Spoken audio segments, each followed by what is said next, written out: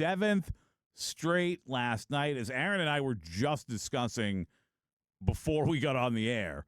Not the prettiest of nights defensively for the Tampa Bay Rays, as they really gave it up there in the second to allow the Red Sox to come back and tie the game.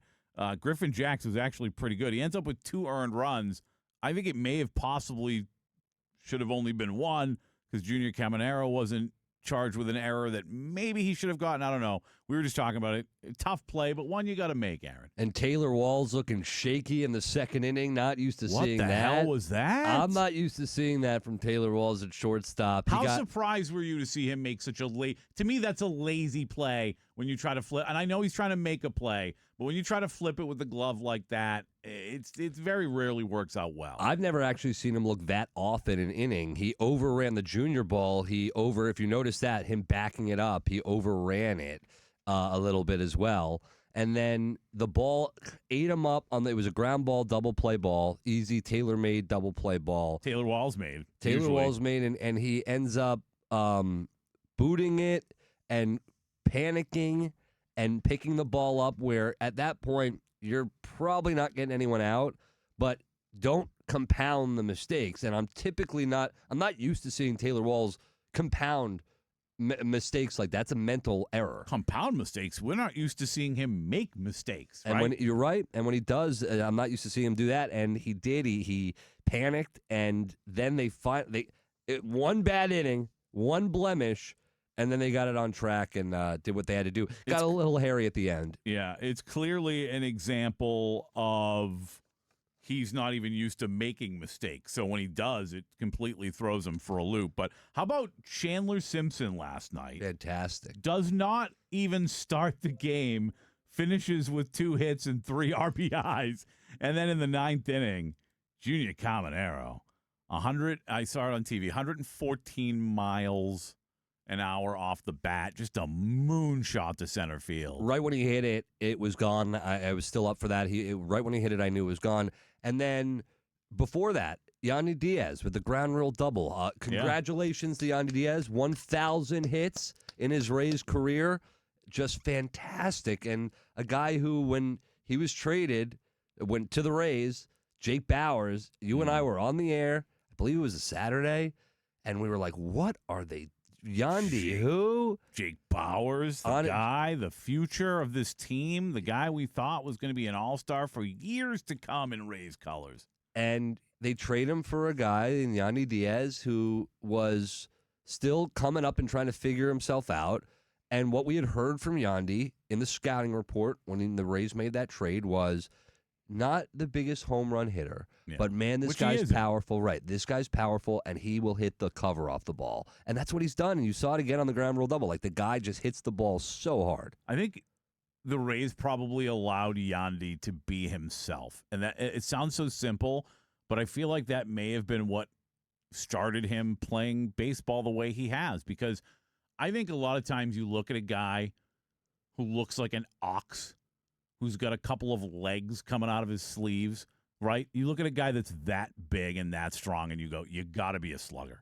You got to be a slugger. And maybe for too long and in other places before he got here, it was kind of like, let's squeeze him. Let's make sure that he's a slugger and try to do things to make him that guy. And you could see, and I don't know that was the case, but if that was the case, you could see how coming somewhere like here, where they really do allow guys to be themselves and kind of get the most out of guys for what they are instead of trying to turn them into something they're not. I think that's a big part of the success of what they do. He is now the 20th Cuban-born player to collect 1,000 hits in his career. And he said after the game, I thought it was pretty interesting. He said, thank God I was able to get here. I never thought I was going to reach that point, which I find to be very interesting. Yeah. He said, so here I am. I'm just very happy about everything, just to be on the list with that guys, that list of guys, the Cuban names. It's just a great honor. I'm happy about everything. And then he was asked why he didn't think he would reach 1,000 hits, Pat, and he said, quote, baseball is hard. You could have injuries.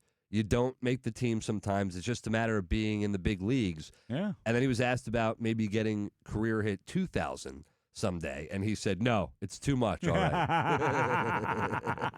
Yeah, given his age, I don't know if he's got another 1,000 in him. I like his realistic approach to things, though. He's like, no, that's enough. I would look at that reporter and be like, dude, I just got 1,000. What are you doing? Give me a break, man. Can I celebrate this one for 2 seconds before you try to make me double it up? But unbelievable.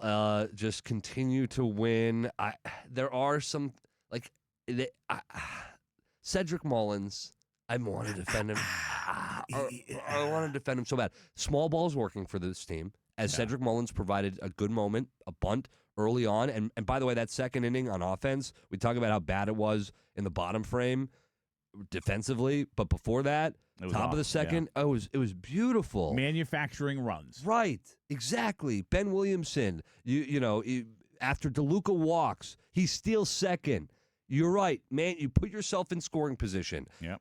What you is get Ben guys over with a bunt? You bring a guy home with a sacrifice fly. It's the definition of manufacturing runs. And even further than that, Pat, and manufacturing is a perfect word. When Ben Williamson gets that single to right, he is looking to go with the pitch, drive that ball away, bring that run. I mean, this is fundamentally sound baseball at its core, and I love it. But you have to clean up some of the other things. Well, Cedric Mullins, great on the bunt. I've defended this guy's defense in that eighth inning. I thought of you when that happened. Once again, not an error. The only error on the day goes to Taylor Walls. Yeah. But what happened in the eighth inning was this is a lazy fly ball, kind of in no man's land a little bit between second base and center field. A little bit. I wouldn't quite call it no man's land because the wind was funky yesterday. I'll give him that. The wind was weird yesterday at Fenway. There's no doubt about that. Everybody was struggling yesterday. But what happened was Cedric Mullins, it was clearly his ball. He's looking to right field to see somebody else take charge. He's looking for anybody else to take charge and take that ball. Cedric, you are the center fielder. You have to take charge out there. If anything, look to DeLuca and say, I can't get there if you don't think you can get there. But that's a ball where that shouldn't be the case. Like, he should have been able to get there. Definitely. And it looked like, to your point, it looked like he was looking for DeLuca to wave him off. Yeah. And it's like, no, that's as a center fielder, that's your ball. You've got to be and he knows that. Definitely. And they even noted that on the broadcast. They said he knew it the second it hit the ground that he screwed that play up and he needed to take charge on that play. But more times than not, he's been very, very good in center field. Yeah, and in those moments, if he's not going to contribute with the bat, he's got to do things like put the bunt down like he did. You got to be a guy who takes charge in center field. That's what Kevin Cash is looking from you. So I still with those little things, Pat, they're winning ball games and they're doing it. They're doing their job. And the Yankees won again yesterday, but the Rays now 7 straight wins. They're dominant at home. They go on the road into Fenway and they continue to do their thing. Nobody in the American League is good, except right now the Yankees and the Rays are the only teams that I would say are good in the American League. Everybody else is just quite literally around 500. It's really weird, too, because run differential is certainly not everything, right? But I do think it's an example of the kind of baseball you're playing. You know what I mean? The kind of especially how many runs you're giving up, but how many runs you're giving up, how many runs you're scoring. I think it does say almost as much as the record. And you look really around Major League Baseball, but especially in the American League, there's a lot of teams on the wrong side of the run differential. Everybody in the American League East, except for the Yankees, who, by the way, are a plus 81. That's ridiculous. They're scoring a ton of runs. And the Rays are a plus 19. Everybody else is on the wrong side. The funny one is the Athletics, still without a city right now, minus 10 run differential. Also first place in the American League West. That's the only team with a minus. The American League, National League got some impressive ones too, but almost the entire National League East also below. Here's why I don't love run differential. Because you just mentioned the Athletics. I think it's a perfect example of why I don't love run differential. You look at them and you say, they're in the red by 10 runs, first place in the division. You know what's even stranger? They won 12-1 over the Phillies yesterday. So think about if that's a 2-1 ball game. It's even worse. It's even worse. It's just a weird. It's just a weird. It's not very telling. I think it is telling though. Like yes, you have games where sometimes things go bonkers and someone wins 24-6 or whatever. Like we see that kind of stuff. But overall, like when you look at the teams with the best run differential, the Yankees at plus 81, they're significantly better than everyone around them except for the Rays. The Atlanta Braves are a plus 79. They're having one of the best seasons in baseball. They're also 26-12. Plus 77 for the LA Dodgers. So when you talk about the three, like far and away the three best run differentials are, and by the way, the Cubs are a plus 50. Those are teams with the best records in all of baseball. Yeah. So it's not an exact science by any means, but I do think it's telling. The Rays, for instance, giving up just 148 runs on the season, and even more impressive, the Yankees giving up just 128 runs. That, it's not, again, not a science, but that tells you a lot about the brand of baseball they're playing. And for the Rays, I'm always going to look for runs against. I'm always going to see what is the pitching staff doing. Now, you can have a lopsided game, and it can ruin that stat. That's the only problem with that. You got to kind of go game by game and kind of go with the feel of how it's going. And right now, everything's going for the Rays. If it wasn't for that play I mentioned, wasn't an error, but if it wasn't for that play in center field from Cedric Mullins letting that ball drop, the Rays' bullpen scoreless streak is still going. Yeah, as is their streak of giving up 3 runs or less, right. Which I don't remember exactly where that was at, but it was significant. I think it was 13 games. It would have been 14. Yeah, that ended last night because of the 4 runs given up. But either way, it's part of what's encouraging to me is that you keep being able to bring up things that they need to clean up.